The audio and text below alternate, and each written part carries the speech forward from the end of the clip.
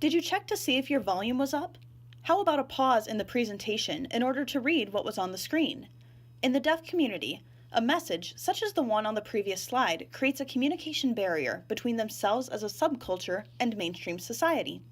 In this presentation, we will analyze what a subculture is, the history of the deaf community, how they communicate, and what makes them unique as a subculture. My name is Annika, and I'm excited to share this with you.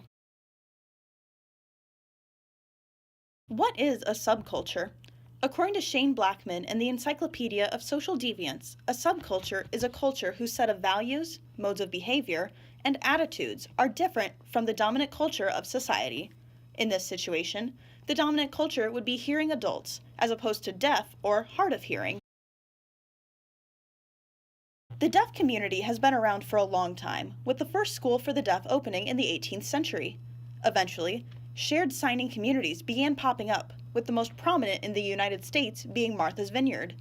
A shared signing community is one where sign language has integrated itself into the community's culture, even though deaf individuals are still the minority. As of 2014, there were 20 shared signing communities in Middle and South America, Asia, the Middle East, and Africa. Additionally, only 5% of deaf children have one or two deaf parents. This means that 95% of deaf or hard of hearing children have hearing parents. Additionally, many of these parents do not have much knowledge about deafness prior to their children, leaving them ill-informed of the culture they and their children are now a part of. As we advanced through history, the deaf community found ways to communicate with one another and members of mainstream society. One way that members of the deaf community communicate with one another is sign language.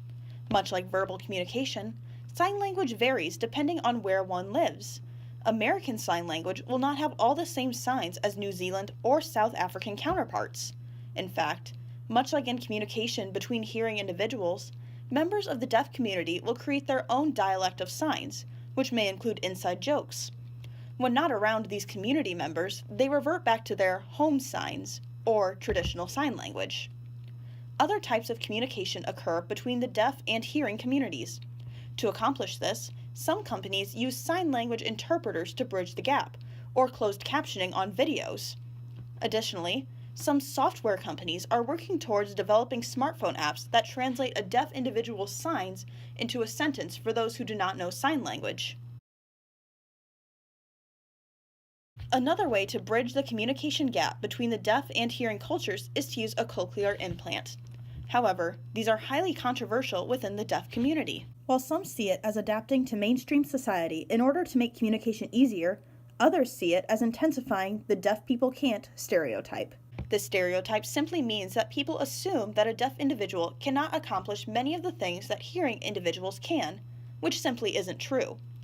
Parents are one group that typically get cochlear implants for their children in order to make communication easier with mainstream society. Like I said earlier, 95% of deaf or hard of hearing children are born to hearing parents, who may or may not be knowledgeable about deaf culture.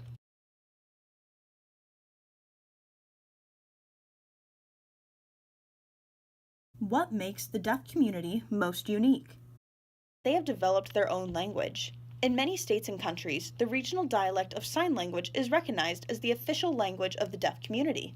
For example, Alabama passed legislation that states American Sign Language is the official language of the deaf community in Alabama. New Zealand passed a similar piece of legislation in 2006. Additionally, many colleges accept sign language as a foreign language credit in order to increase awareness and understanding of the community. The fact that sign language is officially recognized as a language is extremely unique to the deaf community.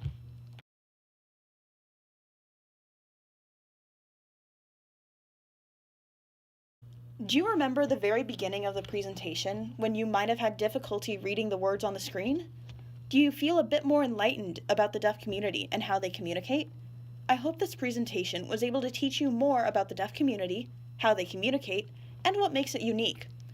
For more information about the American Deaf Community, visit the aslapp.com.